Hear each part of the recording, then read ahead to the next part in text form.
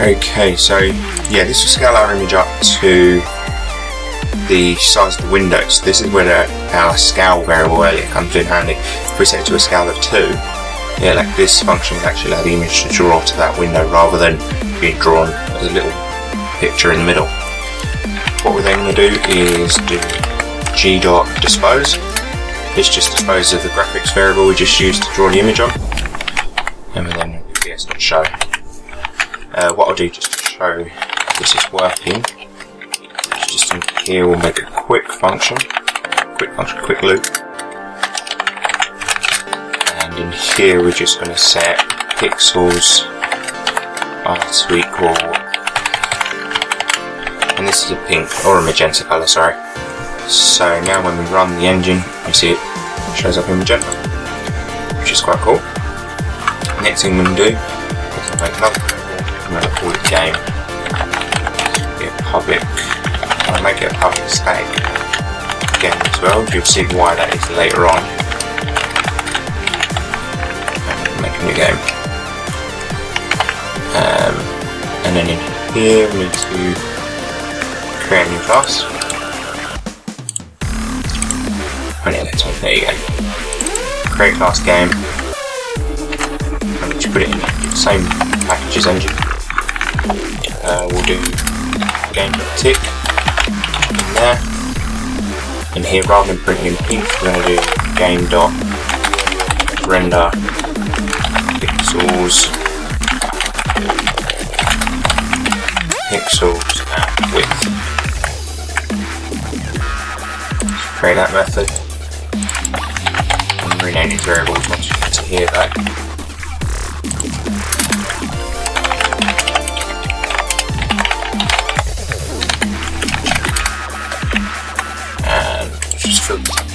Functions.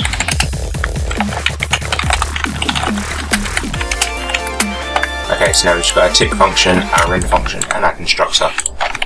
And that should be it. We're done with engine for now. We'll come back to it a bit later probably, but for now we'll leave it.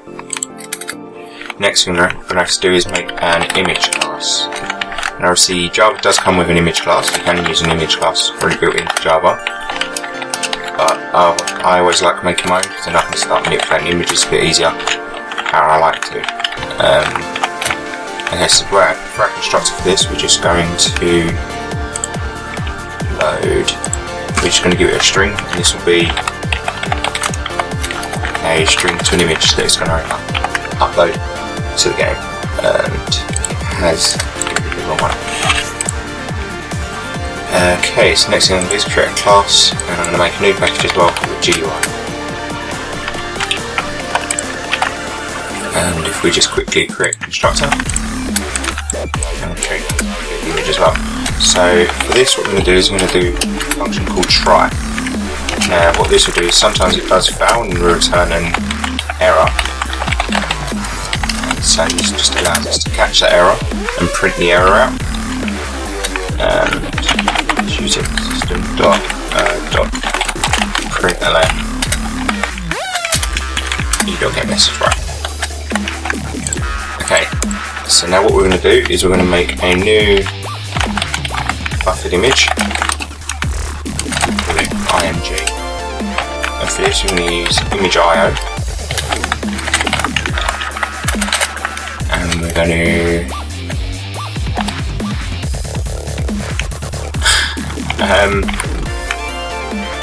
image.io.read and use new file name.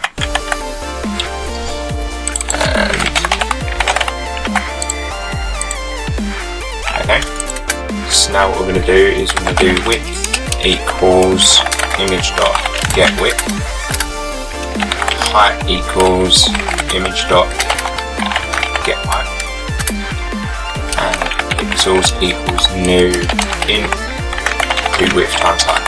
Right.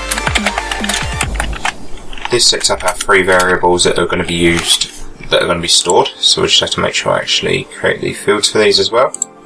So these are going to be stored. This will also store our width, our height, and we're going to transfer all the pixels from that buffered image into the array of pixels. This way we've just got the single numbers of colours, and we can use that once we come into our maps and we do more sort of connected texture sort of ideas, like fading the sand into the water and stuff like that. We can actually make it a bit easier, and you'll see more of that in a minute.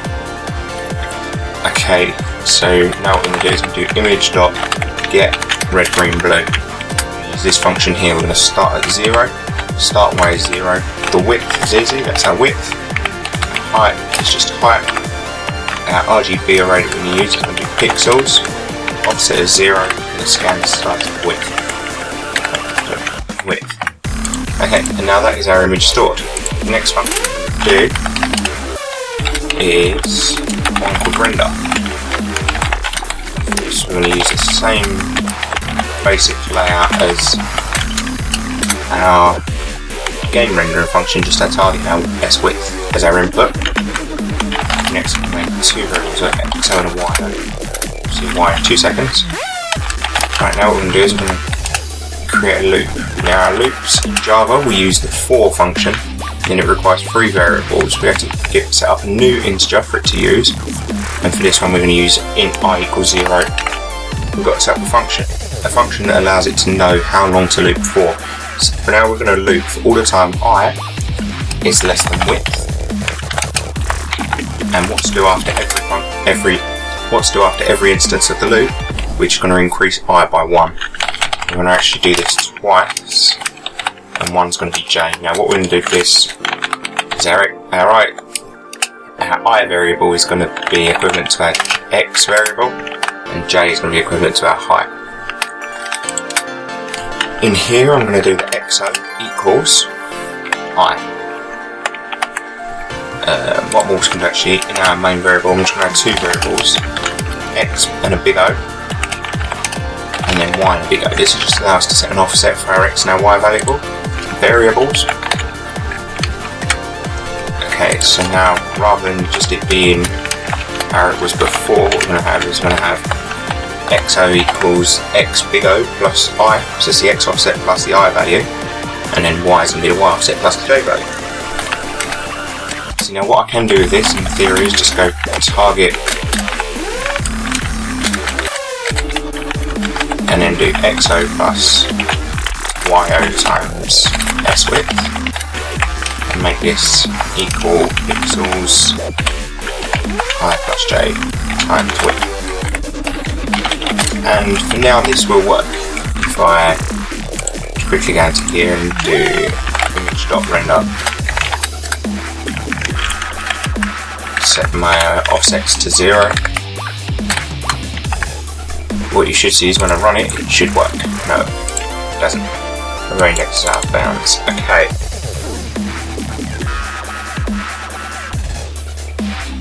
Yes, the array index will be out of bounds because the YO will be too high. Yeah, right. If I change the image I'm loading, so rather than loading textures, if I instead load sky, you'll see, let's just stop that and then run it again. It prints on nicely. Nice and easy. The problem with this is, as you see before, if I try and include an image that's too large, it starts complaining because it starts getting out of the array.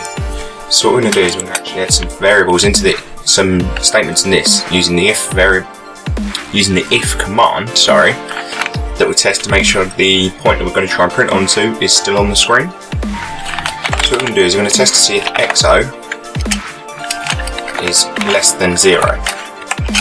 So this will mean that we're trying to print too far to the left hand side, and therefore it's off the screen. What we're going to do if that's true is we're just going to use continue. Now what this keyword does, this keyword tells the for loop that we're currently in, so this is the I loop here, to skip whatever it's going to do on this one and to go to the next one. Because if we're too far to the left, then it means that nothing that we try and print in that y variable value is going to be able to print on the screen. So we're going to have to move along to the next x value. The next thing we're going to do is we're going to test to see if xo is greater than or equal to s width.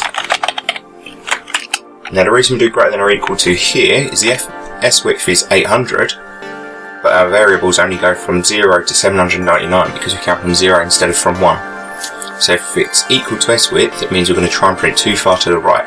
And what happens here, we're just going to use break, and this tells the loop it no longer needs to loop. It stops the loop completely.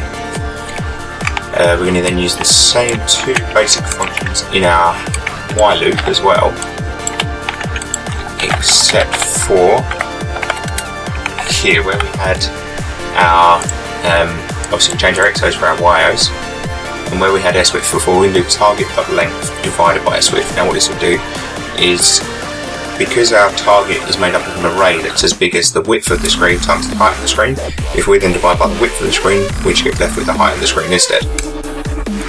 And what this now allows me to do, if you see, if I go into textures here now, the one that I tried to print before that wouldn't print should now render onto our screen.